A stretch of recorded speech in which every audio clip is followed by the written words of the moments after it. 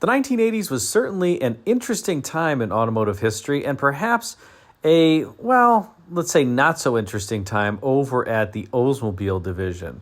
Remember that in the mid-1980s, Oldsmobile was still producing your grandfather or your father's Oldsmobile. Everything from the Delta 88 in 1985, which was still the full-size rear-wheel drive vehicle, to the Cutlass Sierra, which had come out in 1982, the very popular A-body vehicle, to the new for 1985 Olds 98, which was moved to front-wheel drive for the first time in the 98's history. And much of the styling language that Oldsmobile was employing during this time was quite conventional. You have the typical three-box design with a very vertical style C-pillar that really started off with the 1976 to 79 Seville and proliferated across various rear-wheel drive and front-wheel drive cars in the intervening years. So given what Oldsmobile was producing at the time, and in fact they were relatively successful, it wasn't until the late 1980s, I would say 1986 was really the start of the downturn for Oldsmobile when they redid the Tornado, and the all-new Tornado came out for 1986 and sold basically about a third of the units as its predecessor. And the final kind of nail in the coffin early on was when Oldsmobile came out in 1988 with the W-body Cutlass Supreme, which really did not sell very well either. It's still a curious product planning decision to me why Oldsmobile and the other General Motors divisions decided to come out with the two-door W-body first in 1988 versus the four-door. Regardless, in 1986, Oldsmobile launched a very strange, futuristic, not your father's Oldsmobile, concept car called the Oldsmobile Incas that you see here. And this was a very, let's say, different time period for General Motors, and one in which GM design was evolving quite significantly.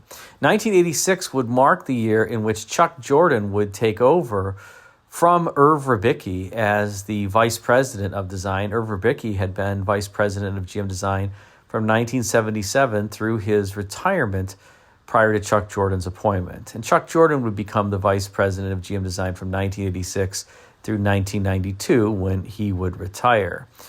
Now, Chuck Jordan was a fan of Italian design and all things Italian. He often drove a Ferrari to work and parked it in the General Motors executive garage. You can imagine how that endeared himself to some individuals, including, frankly, his supervisors who really did not care for that practice. But regardless, Chuck Jordan was a bit of the mastermind behind some interesting product planning decisions like the Alante, which was designed by Pininfarina. That was not Chuck Jordan's decision on his own, but he was friends with Sergio Pininfarina, and that likely was quite helpful in fostering the partnership behind the production of that vehicle. But the Oldsmobile Incas was a concept car that came out in 1986, and as opposed to being styled by the advanced studios for GM design or the production studios, the Incas was actually styled by Italdesign, which was founded by Giorgetto Giugiaro, a very famous designer who penned numerous vehicles and also created this Oldsmobile Incas. Now, interestingly, while the Incas came out in 1986, the car was actually inspired by a car from the prior decade, and that is the 1974 Ford Maya, which you see here.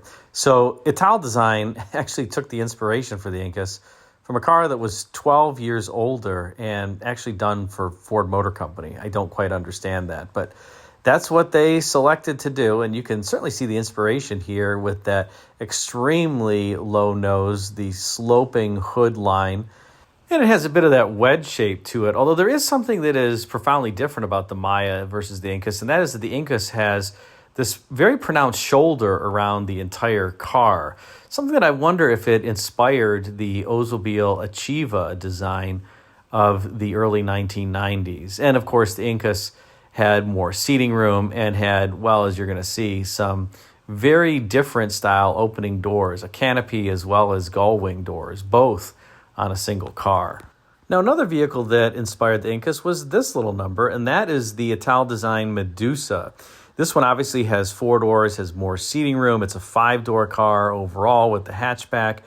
And it kind of bears more than a passing resemblance to the Incas, although, again, you notice that this car does not have the shoulder. You have the glass panes that are actually outboard of the wheels, which is the exact opposite from the Incas that has those side glass panes inboard because of the significantly pronounced shoulder. But again, another inspiration for the Incas. However, the Incas was a creation all its own. And as you can see here, I think it was quite a good-looking vehicle. It has this huge canopy-like front end, which we're going to see how that opened. The car had some extremely interesting doors. It had that kind of canopy that tilted forward with the windshield, similar to the Bertone Testudo Corvair. For those who aren't familiar, yes, there was a so-called Bertone-produced Corvair.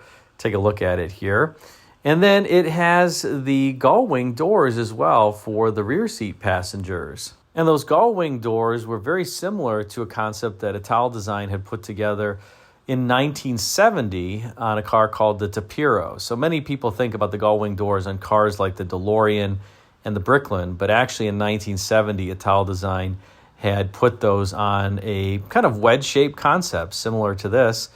And here, I guess Italdesign designers decided to use both the gull-wing doors and that forward-tilting canopy similar to the Bertone Testudo Corvair. So it's kind of taking the design elements from those two cars plus the Ford Maya concept that I mentioned, the Medusa, and combining it all into one, which is a curious way to form a concept car, especially one for Oldsmobile.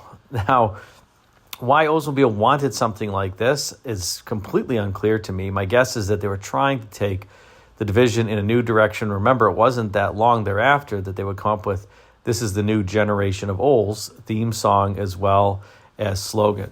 Now, one thing, as I said previously, that the Incas did have that was different from some of the other concepts was that very distinctive shoulder around the entire car, which you can see here. And it also has this transparent panel that runs the kind of entire length of the vehicle, and you can see through it. We'll see that better in the side view. But for now, let's take a look at how this canopy opened in conjunction with the gull-wing doors. And here's a shot with that canopy open in the front as well as the gull-wing doors open for the rear passenger access. Notice how that canopy tilts forward just like the Bertone Testudo.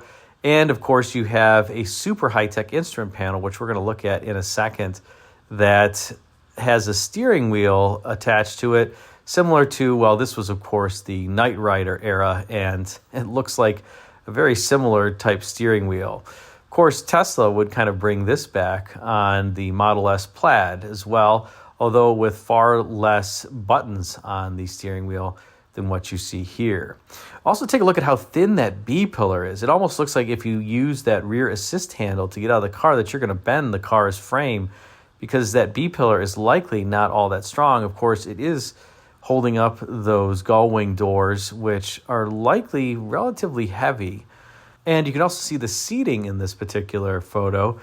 And Italdesign kind of pushed this as really having your living room sofa in the car, but I don't think your living room sofa had lateral support. Regardless, it probably was far more comfortable than the typical vehicle that Italdesign was producing and was made for American taste. And in this photo from the rear, we can see that forward tilting canopy and the gull-wing doors yet again.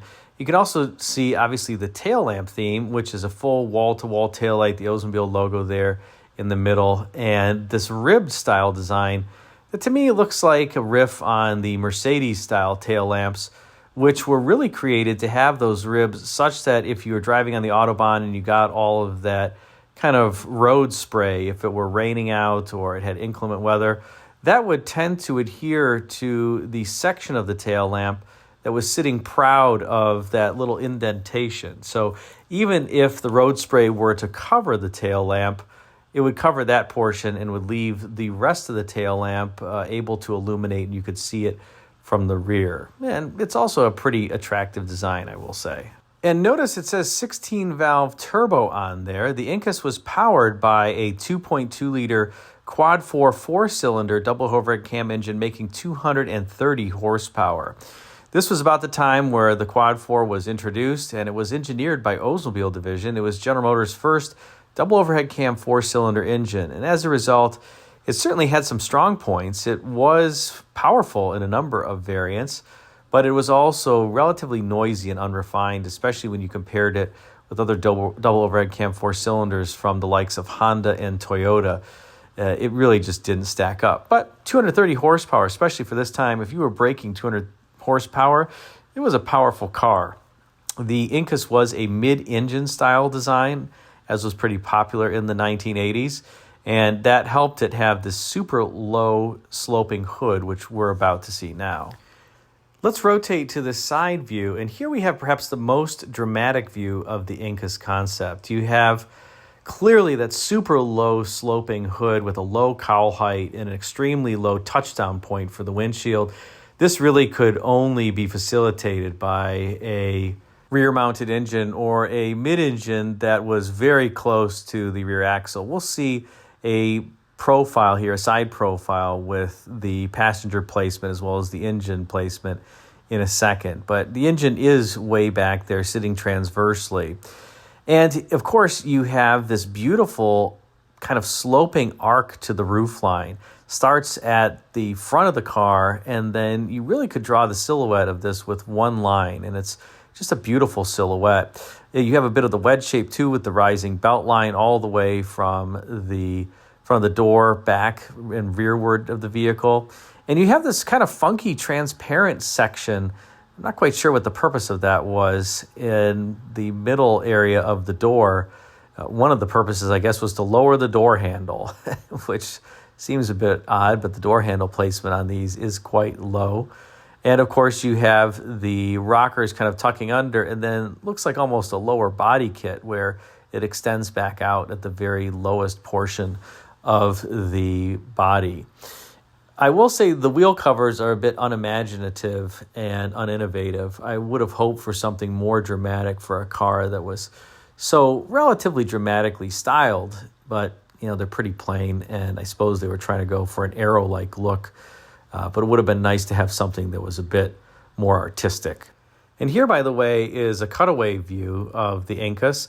Notice the canopy, the gull wing doors, the hatch as it opens, and then where do you put the luggage here? There's no space because the engine is in the rear. Notice that the engine is just ahead of the rear axle, making it barely a mid-engine car.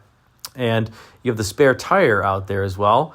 Well, you put your luggage, what little that you can fit of it, in the frunk. This is an early frunk car. Given that low sloping hood line, you're not going to be able to fit much cargo capacity in here. But if Oldsmobile produced the Incas, I suppose they would likely sell matching luggage that could be custom fitted into that particular space.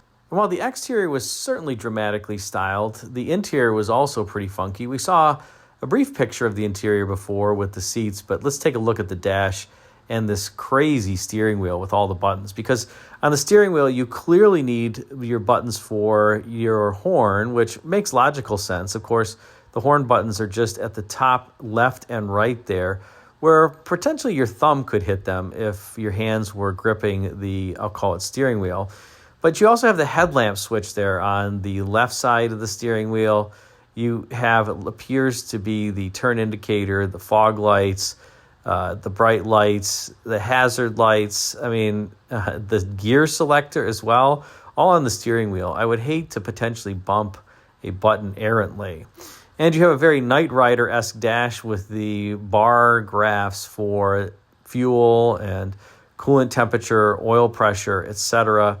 The tachometer there on the left, an engine temperature gauge.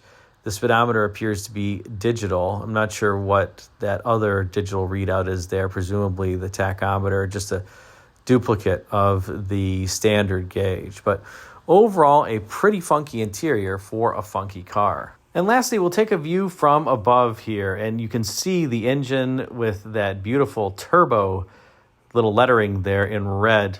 Well, your Quad 4, at least the noise was out back in this particular variant of the Incas, and you couldn't potentially hear it as well as you could in a normal passenger car. The Quad 4, like I said before, was quite noisy. But notice that distinctive shoulder around the entire car, how the glass planes are so far inboard of the wheels that gives the car a dramatic proportion. And I think one of the things I love too is how that complete tail lamp just wraps around the side into that transparent portion that really runs the length of the car. It reminds me a bit of the Renault Fuego and that rub strip that runs around the entire car, but certainly more dramatic. And it looks like they've painted the inside of the tailpipe here red. So that's not going to be red for very long with an internal combustion engine, but at least it looks good when the car is new. So what do you think of the Incas? Should Oldsmobile have produced this? Was this a crazy idea? What was going on? Put a comment in the comment section and let me know. Thanks again for watching.